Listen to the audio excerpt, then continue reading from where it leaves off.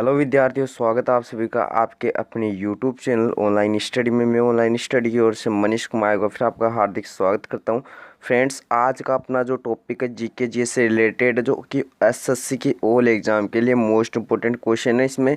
तो वीडियो को एंड तक देखना और वीडियो के एंड होने के बाद आप बताना कि कौन कौन से क्वेश्चन आपको अच्छे लगे और किस प्रकार के आपको क्वेश्चन है ना और चाहिए। ठीक है, तो आज का जो पहला क्वेश्चन है, बिना टाइम वेस्ट के स्टार्ट करते हैं। पहला क्वेश्चन आपको क्या दिया गया है, पहला स्क्रीन पर देखिए क्वेश्चन क्या दे रखा है। ठीक है, पहला क्वेश्चन आपको दे रखा है कि प्रेजेंट टाइम में भारत की जो सीएजी है वो कौन है। ठीक है, तो गिरीश चंद्र मुर्मू, नरहरि राव, विनोद राय या फिर सोनाली सिंह। देखो, इसका जो सही उत्तर है वो गिरीश चंद्र मुर्मू हो जाएगा। ठीक है, इसका काम खत्म हो गया, क्या हो जाएंगे ये तो प्रेजेंट टाइम में हो जाएंगे। ठीक है, और यदि बोले मतलब इनका कार्यकाल, मतलब सॉरी, हाँ, इसका मतलब जो आर्टिकल है, पहले तो ये तो ये आर्टिकल जो सीएजी होता है, आर्टिकल किस आर्टिकल के तहत आता है, आर्टिकल 148 से 151 के अंतर्गत आता है। ये नोट कर लेना, काफ़ी मोस्ट इंपोर्टेंट क्वेश्चन। यदि बात करें कार्यकाल, कार्यकाल कार्यकाल 6 वर्ष और उम्र 65। ठीक है, उम्र 65, ये भी आप नोट कर लेना। ठीक है, और इसको अपॉइंट कौन करता है? प्रेसिडेंट इसको अपॉइंट करता है। ठीक है, राष्ट्रपति है वो इसको अपॉइंट करता है, ये भी आप नोट कर लेना थोड़ा। ठीक है,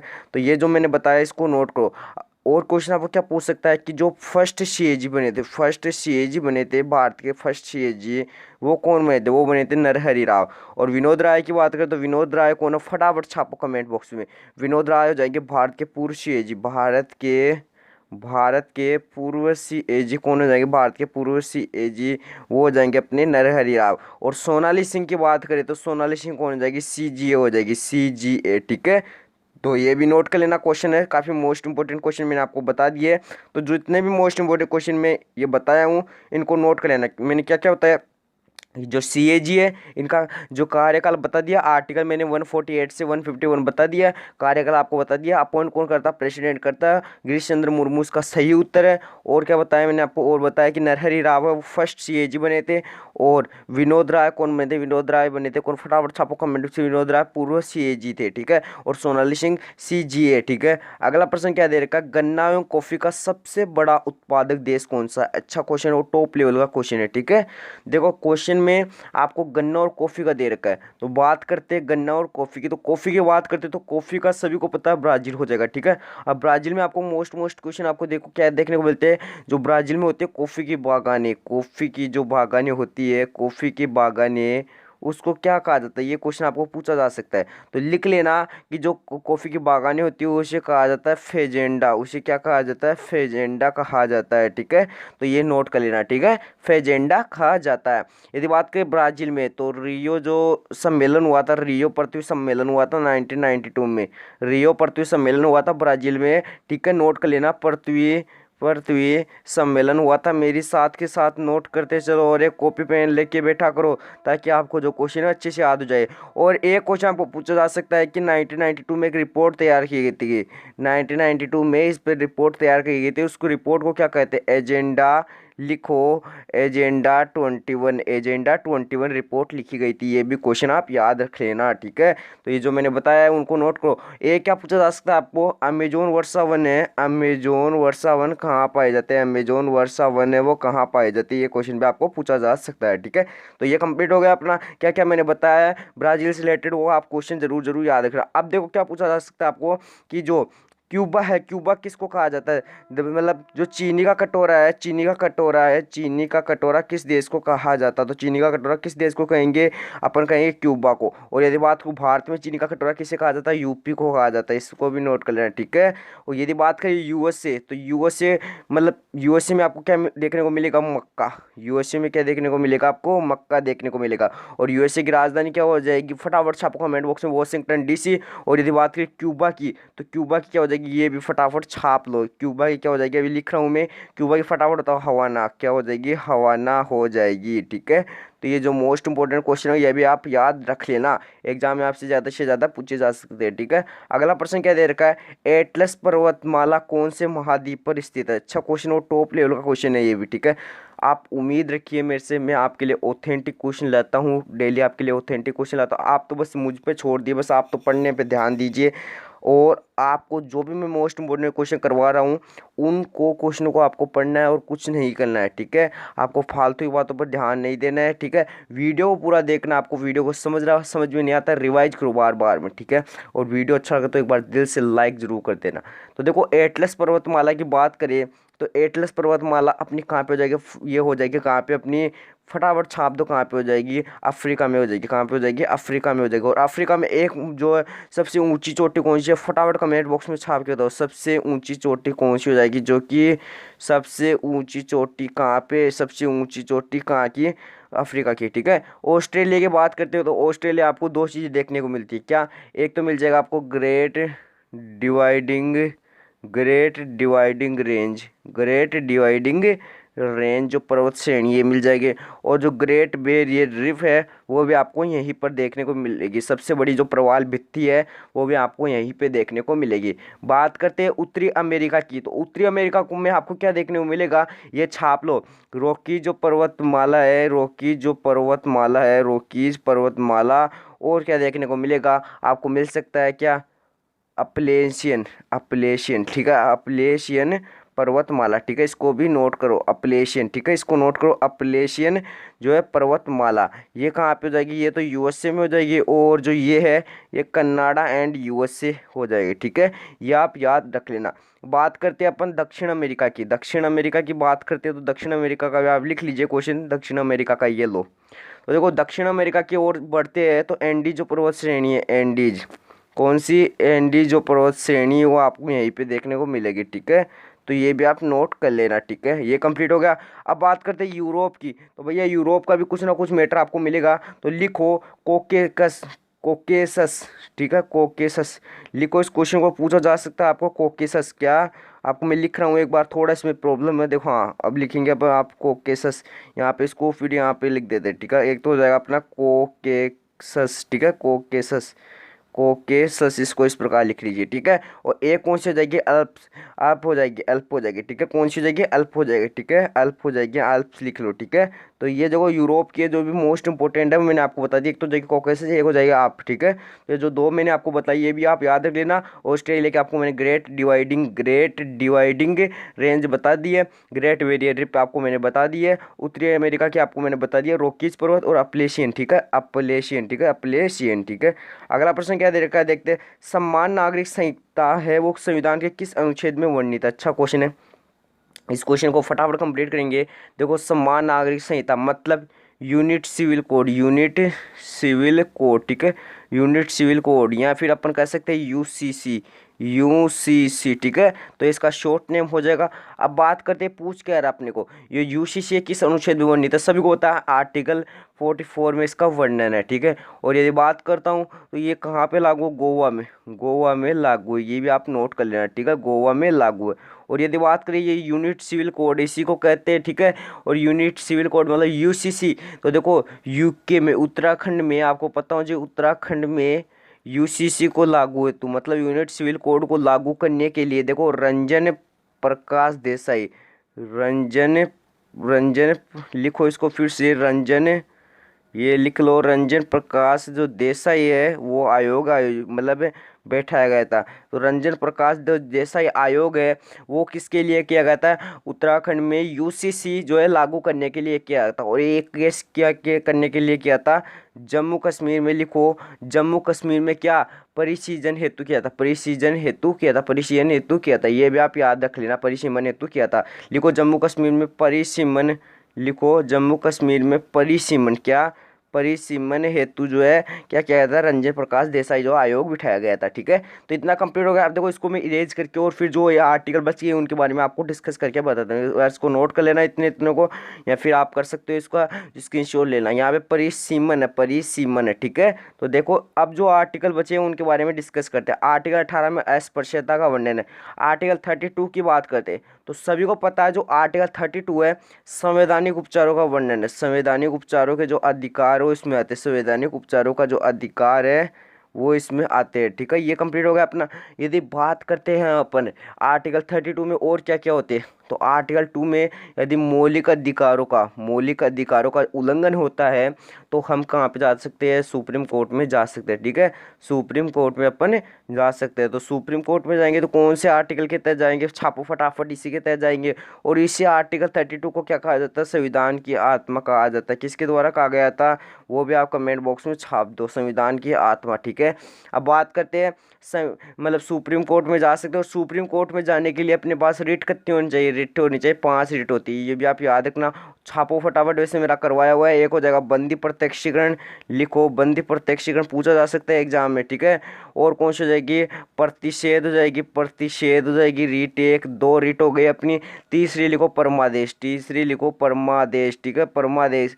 4th नंबर की लिखो कौन सी हो जाएगी, अधिकार परीक्षा, अधिकार परीक्षा। ठीक है, अधिकार परीक्षा हो जाएगी। ठीक है, और यदि बात करते हैं अपन एक कौन सी हो जाएगी, उत्प्रेषण, उत्प्रेषण हो जाएगी। ठीक है, तो ये जो 5 जो रिट थी वो मैंने आपको बता दी। और हाई कोर्ट में जाना, तो हाई कोर्ट में जाने के लिए 226 जो आर्टिकल है उसके तहत जाएंगे। ठीक है, आर्टिकल 54 की बात करें तो आर्टिकल 54 में क्या होता है, मतलब जो राष्ट्रपति होता है तो राष्ट्रपति को मतलब निर्वाचित करना, तो निर्वाचक मंडल कौन कौन से चाहिए, निर्वाचन मंडल, मतलब निर्वाचन मंडल, निर्वाचन मंडल। ठीक है, निर्वाचन मंडल चाहिए। ठीक है, ये कंप्लीट कर लेना, क्वेश्चन काफ़ी अच्छा क्वेश्चन है और अच्छा क्वेश्चन है। ठीक है, निर्वाचन मंडल जैसे कौन कौन चाहिए इसमें, निर्वाचित एमपी और निर्वाचित एमएलए। ठीक है, ये याद रख लेना। आर्टिकल 71 की बात करें तो आर्टिकल 71 में आपको क्या होता है कि जैसे राष्ट्रपति है, प्रेसिडेंट है, उसका जो वोटिंग मतलब जो भी उसका चुनाव हो रहा है, चुनाव में विवाद हो गया है तो उसका निपटारा कौन करेगा, सुप्रीम कोर्ट करेगा। किस आर्टिकल के तहत,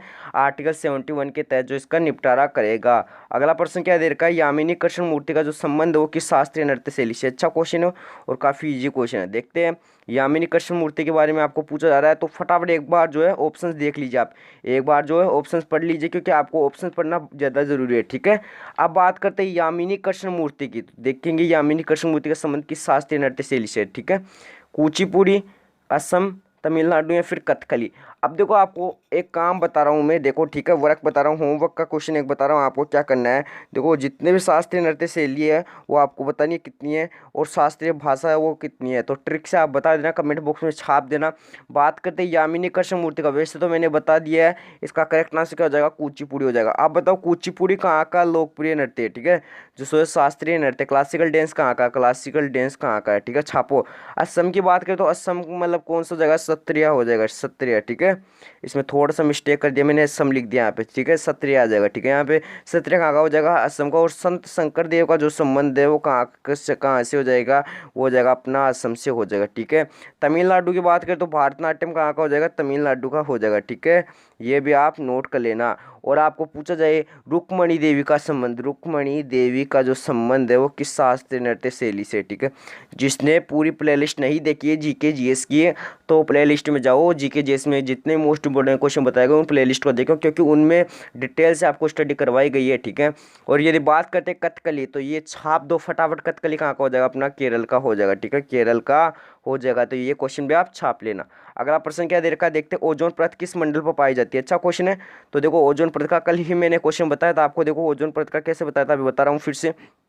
ये हो जाएगी अपनी अर्थ, ये हो जाएगी सौर मंडल, ये हो जाएगी समताप मंडल, मध्य मंडल और आयन मंडल। ठीक है, तो यहाँ पे तो आयन मंडल हो जाएगी। ठीक है, आयन, मध्य, समताप और कौन सी हो जाएगी, सौर मंडल हो जाएगी। ठीक है, यही बताया था ना मैंने। अब देखो इसमें मैंने क्या क्या बताया था आपको और क्या क्या बताया था अभी आपको बता रहा हूँ। यहाँ पे तो अर्थ हो गई, यहाँ पे सौर मंडल आता है, यहाँ पे क्या होता है मौसम संबंधी जो घटना है वो यहाँ पे अपने को देखने को मिलती है। समताप मंडल में एरोप्लेन जाती है। ठीक है, और क्या होता है यहाँ पे जो ओजोन परत पाई जाती है उसके क्षरण के कारण जो है अपनी मतलब अल्ट्रावायलेट किरणें आती है। ओजोन परत के क्षरण के कारण मतलब ओजोन परत क्या रोकता है, अल्ट्रावायलेट किरणें रोकता है। ठीक है, ओजोन परत का जो सूत्र है O3, ये भी आप नोट कर लेना।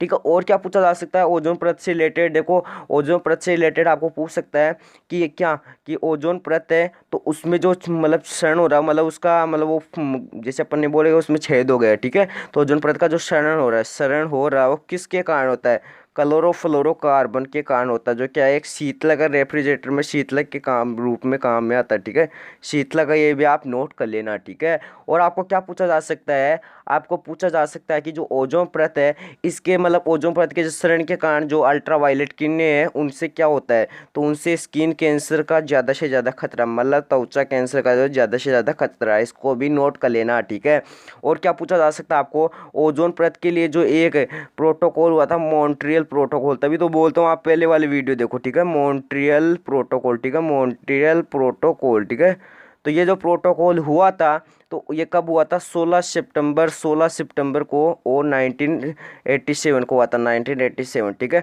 16 सितंबर 1987 को, तभी 16 सितंबर को ओजोन संरक्षण दिवस मनाया जाता है। ठीक है, तो ये जितने भी मोस्ट इंपोर्टेंट क्वेश्चन मैंने आपको बताया उनको नोट कर लेना। ठीक है, यदि बात करें मध्य मंडल में, यहाँ पे क्या होता है, टेम्परेचर तेजी से घटता है। ठीक है, ये भी नोट कर लेना। अगला प्रश्न क्या दे रखा है, देखते हैं। भारत के एकमात्र 2 बार बनने वाले अटॉर्नी जनरल कौन थे। अटॉर्नी जनरल का मतलब तो जानते ही होंगे, महान्यायवादी। कौन होते हैं, महान्यायवादी होते हैं। ठीक है, तो देखो 2 बार की बात कर रहा है, पहले बात करेंगे जो है वर्तमान में कौन है। ठीक है, तो पहले बात करते हैं महान्यायवादी की। ठीक है, तो महान्यायवादी का देखो, तो पहले भारत के ये बताओ कि प्रेजेंट टाइम में कौन है, छापो फटाफट। के वेणुगोपाल, इसका काम खत्म। ठीक है, इसको हटा दो, हो गया इसका काम खत्म। अब देखो एमसी जो शीतलवाड़ है, ये क्या है, ये भी भैया अटॉर्नी जनरल है, एजी है। ठीक है, एजी है। और बात करते हो एजी है, तो देखो ये सबसे ज़्यादा कार्यकाल में रहने वाले जो है मतलब एजी है। और मतलब जो महान्यायवादी बनता है, ये नोट करो, पहले जो अटॉर्नी जनरल बनता है आर्टिकल 76 के अंतर्गत आता है। ठीक है, ये नोट कर लेना। और देखो एक साथ राष्ट्रपति के साथ प्रसाद पर्यंत काम करता है, प्रेसिडेंट के साथ प्रसाद पर्यंत काम करता है। ठीक है, ये भी आप नोट कर लेना, क्वेश्चन पूछा जा सकता है। और मैंने आपको बता दिया सबसे ज़्यादा अटॉर्नी जनरल कौन बने थे, मतलब सबसे लंबे समय तक वो बने थे अपने एमसी शीतलवाड़। ठीक है, ये नोट कर लिया। अब आपको पूछा जा सकता है, अब पूछा जा रहा है आपको 2 बार बनने वाले, 2 बार भी बने थे और सबसे कम समय भी रहे थे, वो हो जाएंगे अपने सोली सोराव जी। सोली सोराव जी हो जाएंगे ऑप्शन नंबर बी। अब लिख लो, 2 बार अटॉर्नी जनरल बने थे, 2 बार एजी बने थे। ठीक है, और एजी तो बने थे। ठीक है, कब कब बने थे, 1989 से 90 और 1998 से 2004 तक बने थे, ये नोट कर लेना, पूछा जा सकता है। ठीक है, और इस महान्यायवादी, इस अटॉर्नी जनरल को भारत सरकार का वकील कहा जाता है, भारत सरकार का वकील कहा जाता है, इसको भी नोट कर लेना। क्योंकि जो अपने बड़े बड़े होते हैं, जैसे मतलब अपना हो गया कोर्ट हो गए, मतलब हाई कोर्ट जो है, सुप्रीम कोर्ट, उसमें बड़े बड़े जैसे राष्ट्रपति वगैरह, तो वो थोड़ा ना जाते हैं उसमें भैया कि साइकिल चला के अपन चल जाएंगे, मोटरसाइकिल पे चल जाएंगे, ऐसा नहीं होता। उनकी तरफ से एक जो है मतलब जो नियुक्त किया हुआ होता है, जो जाता है, उसे क्या कहा जाता है, एजी कहा जाता है। ठीक है, तो वो उनके बारे में जो भी प्रतिनिधित्व करता है, तो प्रतिनिधि उनके द्वारा भेजा जाता है। ठीक है, अगला प्रश्न क्या दे रखा है, त्रिशूलपुरम कहाँ आयोजित होता है। त्रिशूलपुरम जो है कहाँ आयोजित होता है, यहाँ पर रह कर लेना। ठीक है, तो ये कहाँ आयोजित होता है, फटाफट छाप दो। बात करते हैं इसमें क्या क्या आपको पूछा जा सकता है। ठीक है, तो देखो त्रिशूरपुरम की जब बात आती है, ये कहाँ का हो जाएगा, केरल का हो जाएगा त्योहार। ठीक है, त्रिशूरपुरम। ठीक है, ये कंप्लीट हो गया इसका काम। अब देखो तेलंगाना में क्या है, तेलंगाना में एक तो होता है फूलों का त्यौहार, फूलों का त्यौहार। अब मैंने बताया था आपको फूलों का त्यौहार कहाँ आयोजित होता है, ये होता है अपना तेलंगाना में। ठीक है, और उसको क्या कहते हैं, बथुकम्बा, बथुकम्बा कहा जाता है। ठीक है, और क्या आयोजित है, मेदराम यात्रा। मेदराम जो यात्रा है वो भी सबसे बड़ी यात्रा है, कुंभ के मेले के बाद 2 नंबर की जो सबसे बड़ी यात्रा है। ठीक है, और बात करते हैं तमिलनाडु है, तो तमिलनाडु में आपको सभी को पता है जो पोंगल है, तमिलनाडु में कौन सा जगह पोंगल जो है त्यौहार आ जाएगा। और जम्मू कश्मीर में बात करें तो जम्मू कश्मीर में कौन सा जगह, ट्यूलिप हो जाएगा, ट्यूलिप गार्डन हो जाएगा। ठीक है, ट्यूलिप जो गार्डन है वो यहाँ पे हो जाएगा। ठीक है, और पीर पंजाल रेलवे सुरंग भी कहाँ हो जाएगी, ये भी यहाँ पे हो जाएगी। छापो एक क्वेश्चन, अटल सुरंग कहाँ स्थित है, अटल सुरंग जो है कहाँ स्थित है। ठीक है, ये आप छाप दो फटाफट। अगला प्रश्न क्या दे रखा है, निम्नलिखित में से कौन सा असत्य है। ठीक है, हुसैन सागर झील, भैया बिल्कुल बिल्कुल सही, हुसैन सागर तो अपनी तेलंगाना में। ठीक है, बिल्कुल करेक्ट आंसर हो गया, मतलब ऐसे है, ऐसे इस प्रकार जो है हैट की आकृति में है। ठीक है, चिल्का की बात करें तो चिल्का देखो सबसे बड़ी खारे पानी की झील है जो कि ओडिशा में है। ठीक है, ओडिशा में है। और यहाँ पे देखो इसके बीच में नलबान पक्षी अभ्यारण्य, नलबान लिखो, नलबान पक्षी अभ्यारण्य भी आपको यहीं पे देखने को मिलेगा। ठीक है, ये भी नोट कर लेना। बात करते हैं लोकटक झील, लोकटक झील अपनी कहाँ पे हो जाएगी, मणिपुर में हो जाएगी।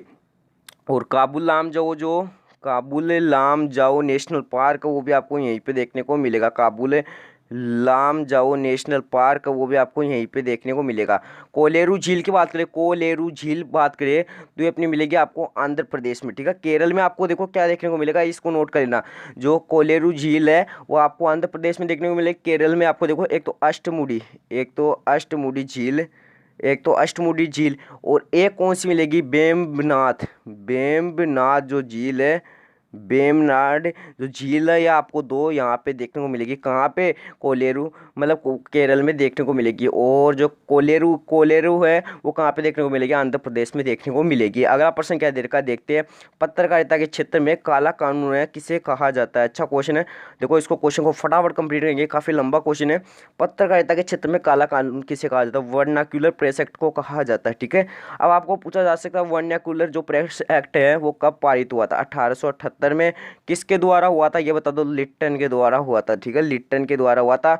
और इसको मतलब हटाने वाला कौन था, लॉर्ड रिपन ने इसको वापस लिया था, ठीक है। ये भी आप नोट कर लेना, ठीक है, पूछा जा सकता है। और आपको पूछा जा सकता है ये जो लॉर्ड लिट्टन है इसका वायसराय की कैटेगरी में मतलब उपनाम क्या है, तो लिखो ओवेन मेरेडिथ, ठीक है, ओवेन मेरेडिथ, ये आपको इसका उपनाम है, पूछा जा सकता है एग्जाम में, ठीक है। ये अपना इतना कंप्लीट होगा। अब आपको क्या पूछा जा सकता है कि जो मार्ले मिंटो अधिनियम है, मार्ले मिंटो अधिनियम है किसके समय हुआ था, ठीक है। तो ये भी नोट कर लेना। जो मार्ले मिंटो अधिनियम है 1909, ठीक है, 1909 का एक्ट है, ठीक है, 1909 का एक्ट है। और किसके काल में हुआ था, लॉर्ड मिंटो के काल में हुआ था, ठीक है, ये भी नोट कर लेना, ठीक है, लॉर्ड मिंटो के काल में हुआ था। तो ये कंप्लीट हो गया अपना। और 1909 में क्या हुआ था, सांप्रदायिक निर्वाचन प्रणाली हुई थी, सांप्रदायिक निर्वाचन जो प्रणाली हुई थी वो इस टाइम पे ही हुई थी, ठीक है। बात करते हैं असहयोग आंदोलन की। मोमेंटम का मतलब होता है आंदोलन, ठीक है। असहयोग जो मोमेंटम हुआ था वो लॉर्ड चेम्सफोर्ड के काल में हुआ था, लॉर्ड चेम्सफोर्ड के काल में हुआ था, लिखो लॉर्ड चेम्सफोर्ड के काल में कौन सा मोमेंटम हुआ था, अपना हुआ था, कौन सा हुआ था, असहयोग मोमेंटम हुआ था, ठीक है। और यदि आपको पूछ कब हुआ था, 1919 का जो एक्ट था, 1919 का जो एक्ट था उस टाइम पे हुआ था, ये भी आप नोट कर लेना, ठीक है। और चोरी चोरा कांड भी इसी में हुआ था, ठीक है। तो ये जो क्वेश्चन मैंने आपको बताया इनको तो नोट कर ही लेना, क्योंकि एग्जाम में ये ज़्यादा से ज़्यादा पूछे जाते हैं आपके, ठीक है। और फिर इनमें ही आप अटक जाओगे तो ऐसा तो नहीं चलेगा भैया, क्योंकि मोस्ट क्वेश्चन आपको ऑथेंटिक क्वेश्चन आपको करवाए जाते हैं। एक क्वेश्चन आप और लिख लो, डलहौजी का भी आपको एग्जाम में कई बार पूछा जा सकता है, ठीक है, डलहौजी का व्यापगत का सिद्धांत, ठीक है, व्यापगत का सिद्धांत। और आपको पता है अवध पर कुशासन से कुशासन मतलब लगा के उसको अवध को हड़प लिया था। और झांसी को किससे हड़पा था, झांसी को अपने हड़पा था किससे, गोद प्रथा से, ठीक है, गोद प्रथा से झांसी को हड़पा था, ठीक है। तो ये आप नोट कर लेना, ठीक है। अगला प्रश्न क्या दे रखा है, गल्फ स्ट्रीम कैसी जलधारा, गल्फ स्ट्रीम कैसी जलधारा, अच्छा क्वेश्चन है, फटाफट कंप्लीट करेंगे, इतना टाइम नहीं अपने पास। गल्फ स्ट्रीम गर्म जलधारा है, ठीक है। और यदि बात करें ये कहाँ बहती है, ठीक है, गल्फ स्ट्रीम बहती है उत्तरी अमेरिका में बहती है, ये भी आप नोट कर लेना। और ये कहाँ से आती है, भूमध्य से बहने वाली जो है धारा, ये भी आप नोट कर लेना, ठीक है। तो इतना कंप्लीट हो गया। बात करते हैं ठंडी गर्म जलधारा, तो ये तो भूमध्य से निकलती है, ये कहाँ से निकलती है, ध्रुवों से निकलेगी, ये कहाँ से निकलेगी, ध्रुवों से निकलेगी, ठीक है। तो ध्रुवों से ठंडी गर्म जलधारा निकलेगी लेब्रेडोर निकलेगी, लेब्रेडोर जो है ठंडी गर्म जलधारा निकलेगी, ठीक है। और ये दोनों जो मिलकर बनाती है उसे क्या कहते हैं, एलेंगटोन, ठीक है, एलेंगटोन कहा जाता है इसको, जो दोनों का मिलन बिंदु होता है, ठंडी प्लस गर्म जलधारा मिलकर बनती है एलेंगटोन, जिसे जहाँ पे मछली का जो खाद्य पदार्थ बनता है, इसलिए यहाँ पे मछली का उत्पादन अच्छा हो सकता है। अगला प्रश्न क्या दे रखा है, वीरेंद्र कुमार पठानिया किस बल का महानिदेशक नियुक्त किया, अच्छा क्वेश्चन है। तो देखो वीरेंद्र कुमार पठानिया को किया गया है, फटाफट छाप दो, किसका नियुक्त किया गया है, तो इसे किया गया है भारतीय तट रक्षक का, मतलब कोस्ट गार्ड का इसे नियुक्त किया गया है, ठीक है। क्या किया गया है, महानिदेशक नियुक्त किया गया है। बात करते हैं अपन बॉर्डर सिक्योरिटी फोर्स की, तो इसका किसे किया गया है, पंकज कुमार सिंह को जो है इसका हेड नियुक्त किया, पंकज कुमार सिंह, ये लो इसका भी कंप्लीट खत्म काम। असम राइफल्स की बात करें, असम राइफल्स को कहा जाता है उत्तर पूर्व का प्रहरी कहा जाता है, ठीक है। ये कंप्लीट हो गया। यदि बात करूँ, देखो ये इसका हेड क्वार्टर कहाँ है, इसका हेड क्वार्टर शिलोंग में, किसका, असम राइफल्स का हेड क्वार्टर शिलोंग मेघालय में, ठीक है, इसको नोट करो। यदि आपको पूछ इसके हेड कौन है, इसके हेड आप छाप लो फटाफट, कौन है, प्रदीप